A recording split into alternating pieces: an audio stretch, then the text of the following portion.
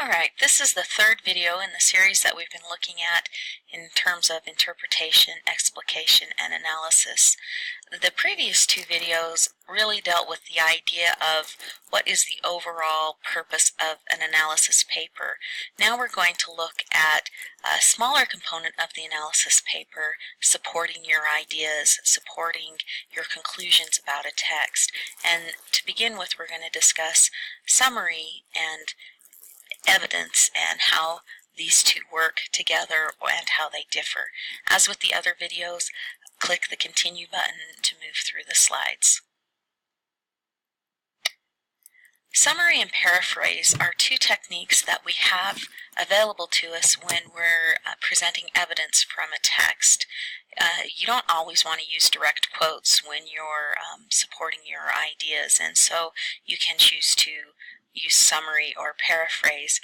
They're similar in that they both use your own language, your own sentence structure, and your own organization to convey the events of a text. I had you write a summary of the parable of the prodigal son. One of the things you quickly realized as you compared your summaries to the summary model that I posted was that it wasn't really a summary, it was actually a paraphrase.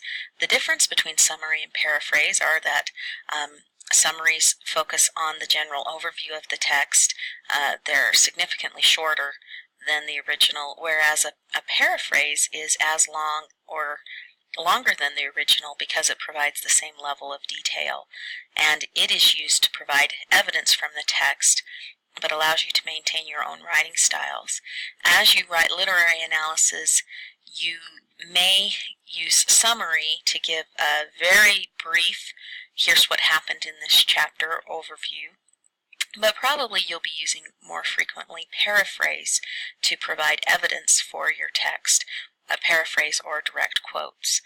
And so it's important to have the distinction between the two as you begin to use text in your evidence in your papers.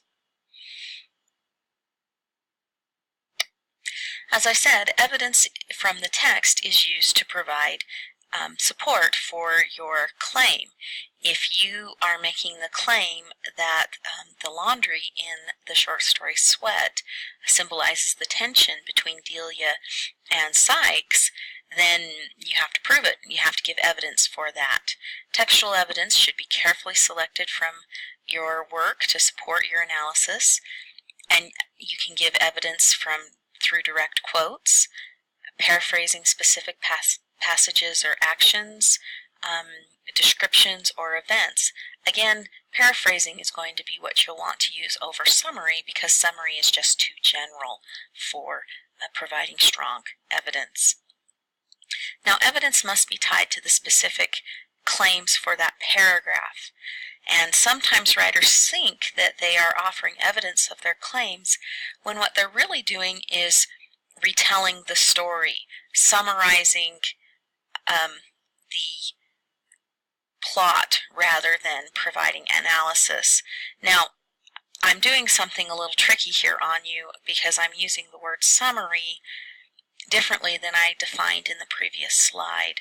From this point on, when I talk about summary, I don't mean summary with the definition that I gave you previously.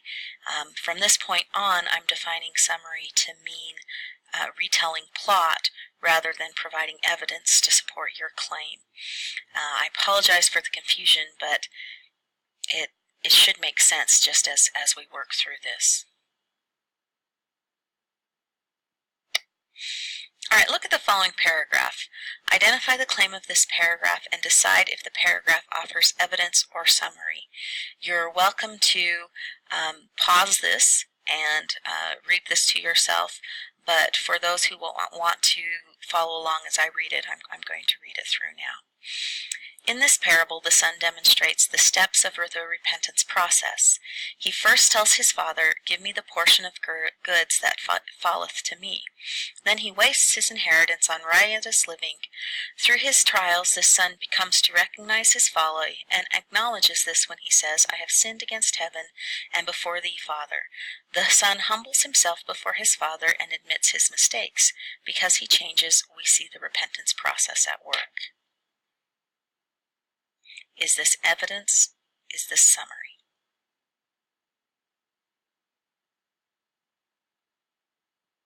All right, so what did you guess? Evidence or summary?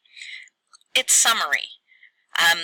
And what really happened was it was, in a sense, an explication. It's set up to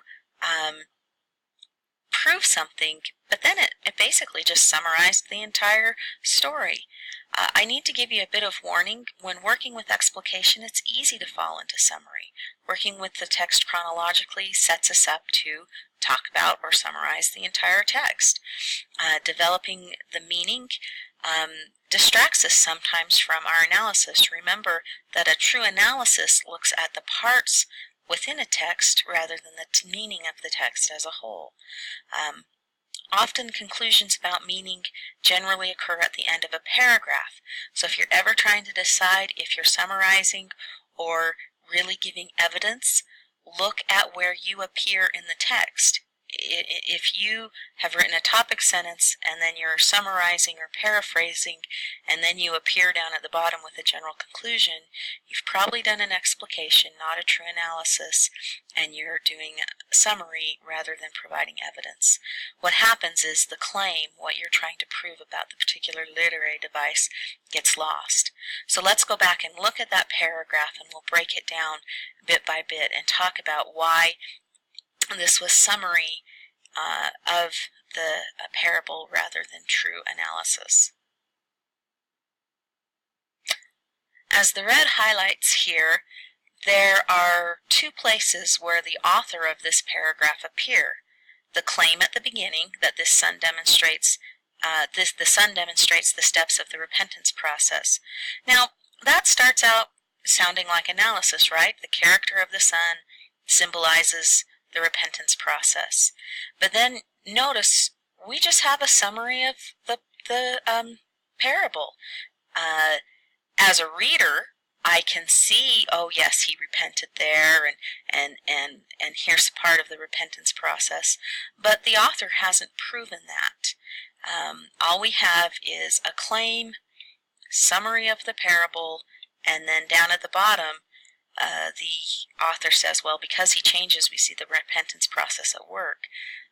But it hasn't been proven. There's too much left up to the reader to fill in these gaps. What we've got here is a nice summary, no analysis. Okay, so how do we make sure that we're really providing evidence for our claims when we bring in paraphrase and direct quotes rather than just summarizing the plot of the text? Well, in contrast to summary-based paragraphs, when you're developing an analysis paragraph, you'll use narrowly chosen bits of evidence to support the claims of your analysis. You might provide a brief quote that looks at how a literary device works within a text. You're rarely going to be focusing on what the text means. Instead, you're going to be focusing on how this is evidence of how the literary element is functioning. You're going to offer one specific piece of evidence and then explain how that specific piece of evidence proves your claim for the paragraph. Then you'll move on to another piece of evidence and connect it to the claim. And then this continues till there's been sufficient evidence for that paragraph to support the claim. So you'll have this alternating between piece of evidence, tie back to your claim, piece of evidence, tie back to your claim. Okay, so in this paragraph we're going to look at how evidence really should be incorporated into a paragraph to make sure that you're doing a true analysis and not giving a plot summary or not falling into explication.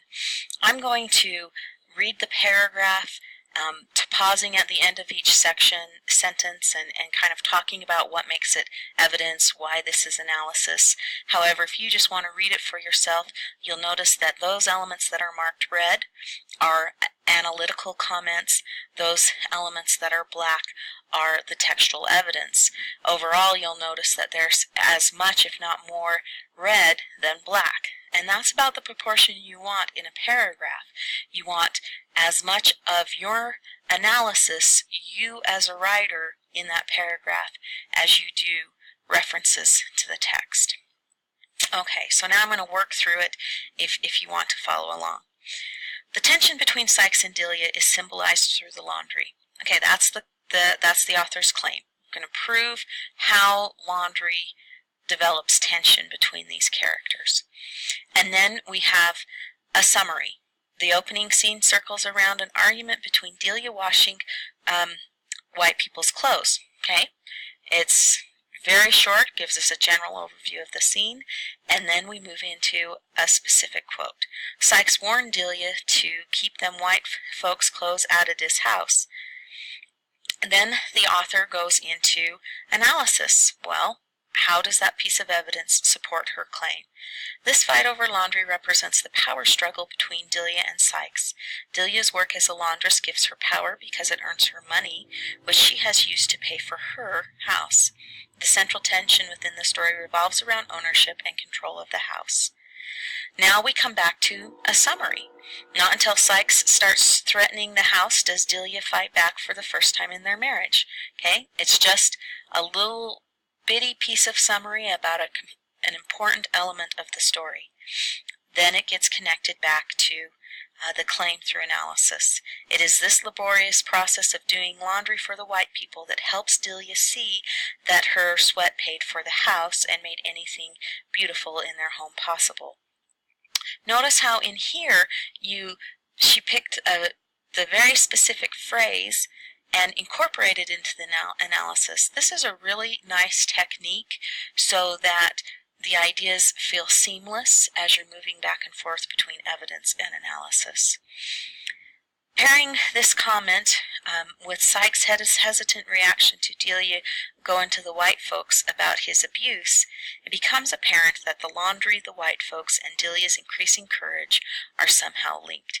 Now, obviously, it sounds like she's going to go into another paragraph and build on these ideas, but this paragraph functions very nicely as analysis. We have specific pieces of evidence, we have a little bit of summary when all we need is orientation and reminder of the reader of where we are in a specific scene, but overall it's specific claims and then tying to those claims.